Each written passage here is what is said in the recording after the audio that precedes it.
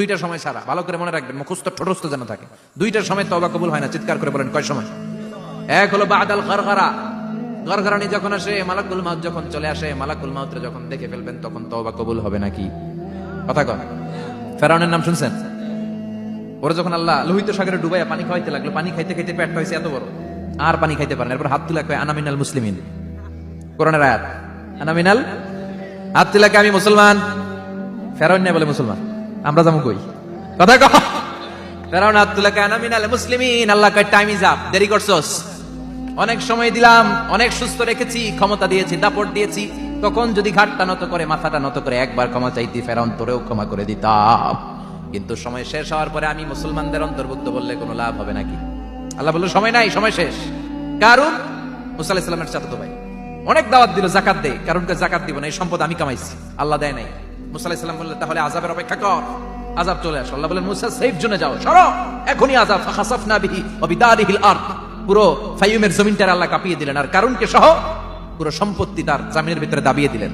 হাঁটু পর্যন্ত কারণ দেবে যায়, ভাবছে উঠে যাবে, কোমর পর্যন্ত দেবে যায়, ভাবছে উঠে যাবে, গলা পর্যন্ত যখন দেবে যায় আর সুযোগ নাই। কয় মুসা আমার সব সম্পত্তি তোরে আর তোর আল্লাহরে দিয়ে দিলাম, আমারে বাঁচা, আমারে সব সম্পত্তি তোর আর তোর আল্লাহ, আমারে খালি বাঁচা, চাচা আপন প্রাণ। আল্লাহ বলে সময় শেষ। তার মানে বাদাল গরগরা, তওবা কিন্তু আর কবুল হয়। এই হলো একটা। নাম্বার 2, বাদা তুলুই শামস মিন মাগরিবিহা, প্রতিদিন চাঁদোলাতে সূর্য কোন দিক দিয়ে ওঠে? কথা কয় না? পূর্ব দিকে। কিয়ামতের আগ দিয়ে সূর্য আর পূর্ব দিকে উঠবে না, পশ্চিম দিক থেকে উঠবে। যেদিন প্রভাতে পশ্চিম দিক থেকে সূর্য উঠবে, ওই দিন থেকে তওবার দরজাটারে বন্ধ করে দিবে কে? তার আগ মুহূর্ত পর্যন্ত জীবনে যত গুনাহ করেছি, অন্যায় করেছি, চোখের পানি ছেড়ে ক্ষমা চাইলে ক্ষমা করবে কে? শয়তান আল্লাহরে চ্যালেঞ্জ দিছে, আল্লাহ তুমি আমারে জাহান্নামে পাঠাবা, আমিও তোমার বান্দা করে লয়ে একসাথে জামাতে ঢুকমু, একা ঢুকবো না, একা যাবো না, তোমার বান্দাদেরকে সবগুলারে জাহান্নামী বানাইয়া তারপরে ঢুকমু। তোমারে চ্যালেঞ্জ দিলাম, একটারও জান্নাতে ঢুকাইতে পারবা? আল্লাহকে তুই আমার চ্যালেঞ্জ দিলি? আমি তো সব রাজার বড় রাজা, মহারাজা, আমার চ্যালেঞ্জ দেশ, এত সাহস পাইলি কই? তুই আজীবন ওয়াসওয়াসা দিয়ে পাপ কাজ করাবি, একদিন তাফসীর মাহফিলে এসে আমার বান্দা ক্ষমা চাবে, আমি মাফ করে দেবো, তুই কি করবি?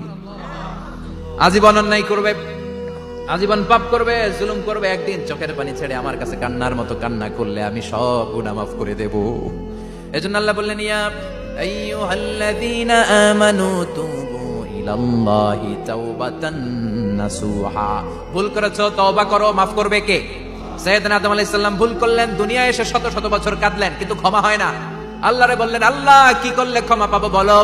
ফাতালাক্কা আদামু মির রাব্বিহি কালিমাতিন ফাতাবা আলাইহি, আল্লাহ বললেন ও আদম তোমারে কিছু কালেমা শিখাইয়া দেই, এই কালেমাগুলো দিয়ে আমার কাছে দোয়া করো।